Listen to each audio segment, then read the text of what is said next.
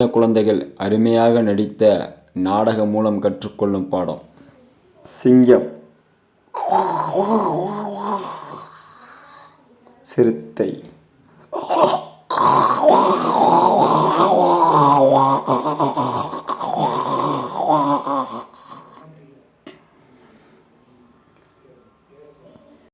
கதைக்கு போகலாம் ஃப்ரெண்ட்ஸ். ஒரு ஊரில் சிங்கமும் சிறுத்தையும் ஒன்றாக வாழ்ந்து வந்தது. இருவரும் உயிர் நண்பர்கள். எங்கு சென்றாலும் ஒன்றாக தான் சென்று வருவார்கள்.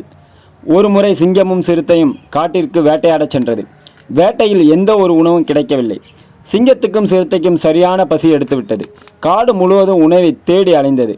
எந்த ஒரு உணவும் கிடைக்கவில்லை. இறுதியில் ஒரு மான் ரொம்ப அடிபட்ட நிலையில் கிடப்பதை பார்த்தது. இருவரும் பங்கிட்டு சாப்பிட மான் அருகே சென்றது. மான் ஒரு கோரிக்கை வைத்தது.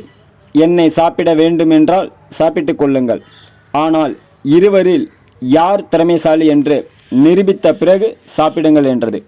உடனே சிங்கமும் சிறுத்தையும், அதெல்லாம் முடியாது, நாங்கள் இருவரும் நெருங்கிய நண்பர்கள், எங்கு சென்றாலும் ஒன்றாக தான் சென்று வருவோம், அதேபோல் எந்த உணவு கிடைத்தாலும் ஒன்றாக தான் சாப்பிடுவோம், எங்கள் நட்பு வட்டாரத்தில் எங்களை மிகச் சிறந்த நண்பர்கள் என்று அனைவரும் கூறி வருகிறார்கள். அதனால் நாங்கள் இந்த உணவை கூட நாங்கள் இருவரும் பங்கிட்டு தான் சாப்பிடுவோம் என்றது. உடனே மான் யோசித்தது, இவர்களை பிரிக்க வேண்டும், நம் உயிர் பிழைக்க வேண்டும் என்றால் இவர்களை பிரித்து நம் உயிரை காப்பாற்றி கொள்ளலாம் என்று யோசித்தது. உடனே மான் ஒரு சூழ்ச்சியில் ஒன்று சொன்னது. மான் பேசத் தொடங்கியது. நான் அடிபட்டு ரொம்ப இரத்த காயத்தில் இருக்கிறேன். என்னால் எங்கும் போக முடியாது. என் உயிர் எப்படியும் இப்போ போக போகிறது. அதனால் உங்களில், அதாவது காட்டில் சிறந்தவர் சிறுத்தை என்று கேள்விப்பட்டேன். காட்டிற்கு ராஜா சிறுத்தை என்று சொன்னார்கள். அதனால் அது உண்மையா இல்லையா என்று தற்போது நீங்களே நிரூபித்து காட்டிவிடுங்க சிறுத்தையாரே.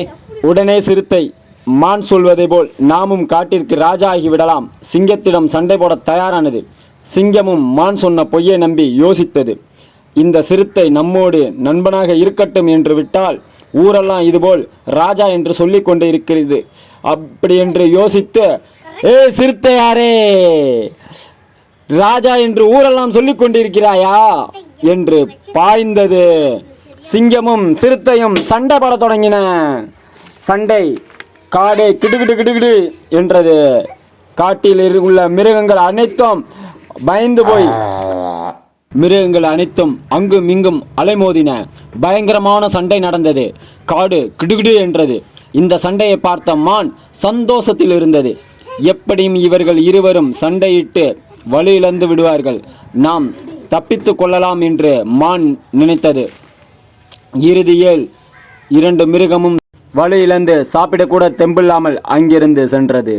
இந்த கதையில் மானுக்கு இறக்கப்படுவதா, உயிர் நண்பர் பிரிந்ததற்கு வருத்தப்படுவதா, அவரவர் மனநிலையில் சிந்தித்து செயல்படுங்கள். மானிடமிருந்து நாம் கற்றுக்கொண்டது, அடுத்தவர் தப்பித்து கொள்ள 1000 சொல்வார்கள் என்று மானிடமிருந்து நாம் கற்றுக்கொள்ளலாம். சிங்கத்திடமிருந்தும் சிறுத்தையிடமிருந்தும் நாம் கற்றுக்கொள்வது, பசியில் அடுத்தவர்கள் சொல்லை கேட்கக்கூடாது என்று, பசியில் எந்த ஒரு முடிவும் எடுக்கக்கூடாது என்றும் கற்றுக்கொள்ளலாம். தேங்க்யூ.